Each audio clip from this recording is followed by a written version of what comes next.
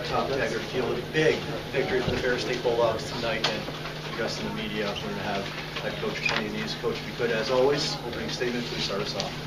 Well, I said to the team, I'm still mad about last week, so but that's a great win for us. Obviously,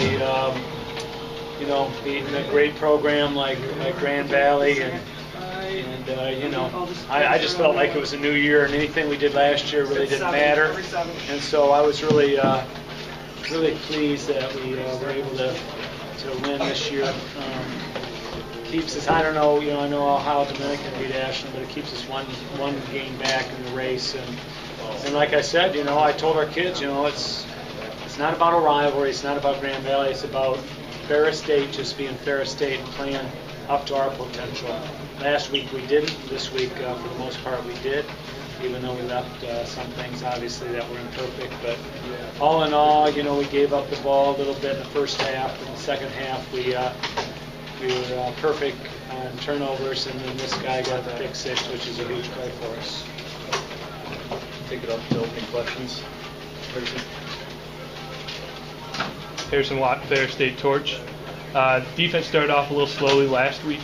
How did you feel like, what was the difference at the beginning of the game on the defensive side of the ball for you guys? I thought we were really good on defense. Most of the first half, and I can never find where stats are broken down from half, but I know in the first half we really limited their rush game. They got loose a little bit, but I thought we played great on defense. Offensively, we had 2 key turnovers. Our offense is like kind of that boxing match where if we can wear them out, we got some offensive linemen that can really come off the ball and strike. And I thought we wore them out. And towards the end, we were able to just grind it out. Same thing as last year. I really wanted to end the game grinding it out where our big, stubby quarterback can go down on one knee and call it a day, and we're able to do that again. Marty Slaughter, Big Rapids Pioneer, 465 yards on the ground, Coach. Does this ever surprise you how much efficiency you're able to move the ball with on the ground? Well, that's how we're built. What I was pleased about really was, obviously Jason had over 200 yards rushing, and he is what he is. But I was pleased by Jamal Jackson's 92 on 13 and Corey Ringer's 79 on 6. And Antonio Ayers had 6 for 53. So we were pretty efficient. Our rush per carry had to be really good, and so I'm pleased by that. Only had to punt one time. The punt was good, so all in all, really a solid performance. And the only thing really I told them the deficiencies were they had 2 big 4th down conversions, which were key to them. But other than that, we're solid. We're really solid tonight. Tony, was there anything in the second half that you went to, some sort of adjustments or some of the things that you did offensively? Because it turned into a little bit more of a tragedy. Well, yeah, you just try to go in at halftime, and we're able to do that last year where we went into halftime and we tweaked some things. I thought our game plan was solid from an offensive perspective, but we tweaked some things. When Jason is like in charge and he's making all the right checks, and actually Adam Bennett's our other guy. We got 2 sophomores that are the best leaders on the offensive unit, and when they're calling the game and making the right checks, we're really good. We failed to do that last week a little bit. We were all frustrated about it, but this week, the communication was great. The halftime talk was great. He's telling us what he thinks, and we're rolling with some of the things we think. And all in all, yeah, it was really we got some things finally to open up, and we were pleased by that. Questions for James. James, take me through the interception, and obviously put a little bit of distance between you and Grand Valley. It seemed to be a turning point for the game for you guys. Well, our defensive stop always putting us in position to make plays. Coach Tebb coached up the D-line to get the rush, and Coach Espo got the linebackers to make big plays. And if it wasn't for the linebackers, I wouldn't have made the play. Marvin Robertson got the block. It was a touchdown. So. You feel like that play kind of turned things around for you guys defensively the rest of the way, and really kind of put momentum on your side. I mean, yeah, it really put momentum on our side, but I don't really think it changed the tone of the defense. We were gonna come out if I didn't get the pick, we were gonna come out and dominate and try to play our best game like it was the whole game. Coach, your thoughts on that play? Obviously, I mean that really kind of turned the tide. I thought it put us up 17, and. They went ahead, and then we went right back down and scored, but that was a big turning point, I thought, because it gave us a little bit of cushion. The thing that frustrates me a little bit is when we get cushion, we give up, a little bit more than we want to give up. The Brandon Green, the jailbreak screen.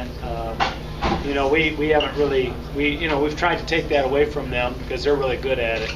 But they caught us on one, and that was a big play, and so Brandon ends up 5 catches for 113 yards, but on that play, I mean it was how far? 68 yards. So other than that, kickoff was kind of a mess. We had some guys out on that, and it hurt us a little bit.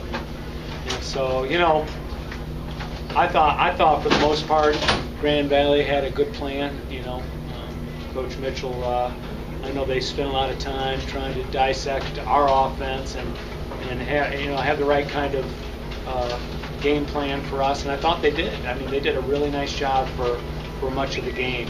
But then when that play happened, then all of a sudden you're kind of in a kind of a risk-taking mode, and when they're in a risk-taking mode, it's hard. It's hard. He's shorthanded with some personnel in the secondary, particularly, and it's tough. It's tough. You're putting guys out there to prepare for a game like this for 3 days, and people really, they should understand that a little more than they do. He's in a tough spot with some of the things he's challenged with personnel-wise, and I thought for the most part they did a real nice job, particularly in the first half.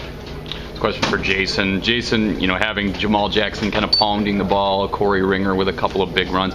You had a lot of different threats in the running game. Is this the kind of how you guys envision the offense going, more so than just you taking the ball and carrying it 30 times a game? Definitely. Whenever you spread out the ball more, it's going to hurt the defense more. And it's definitely nice to get carries and different backs. It keeps everybody fresh. Coming into this game, we knew that we could do that. We had a lot of, like Coach was saying, we worked on checks way better this week. And when you see they're taking like something like a quarterback run, Ginich on, he's a phenomenal job running the ball. It was super nice to have that happen on the offense.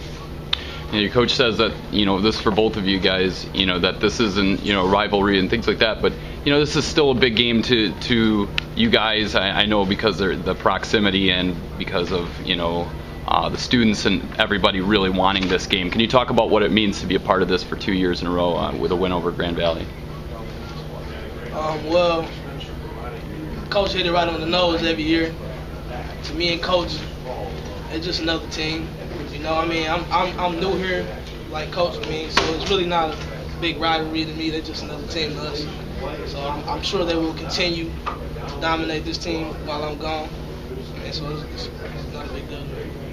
I like the rivalry. It's definitely fun. The fans, kids are on Ferris, they get more hyped for it. They're always talking about it. Grand Valley, they're talking about it. I think it makes it fun. Obviously, you have to approach it, and you do approach it just like any other game. It's just the environment definitely adds to the fun. Having the Anchor Run trophy, bring it back to Ferris 2 years in a row, definitely adds to the excitement. Well, and the other thing is we recruit against that school. They've got a lot of nice things to offer a student athlete. So for us, the truth is what the truth is. We go and we recruit and say, we've beaten that team 2 years in a row. So, it's a nice selling point. And so from that perspective, that's very important. So I don't mean to dismiss the rivalry, but by the same token, it was just a game that we needed to win. And we needed to play well at home. And I thought, I don't know how you guys felt, but I thought that's the first time really we looked like the team I really want to be at home. We've just been better on the road, and so hopefully we'll come here now with confidence. We changed our whole routine, our whole Friday routine, our whole Saturday routine. We're doing anything just to feel like we were going to be good at home. And that's, by the way, the first drop of rain we've had on us all year. Like, literally, I said we got to take a ball and put it in a He bucket. told me to dump balls in the 5-gallon bucket. Yeah, I said we got to get a wet Told me ball. it He's was like, heavy. well, why do I need a wet ball? I said you got to practice with a wet ball, and he kind of, acted like I was crazy. But I feel great the way we handled the ball in the second half with that kind of rain.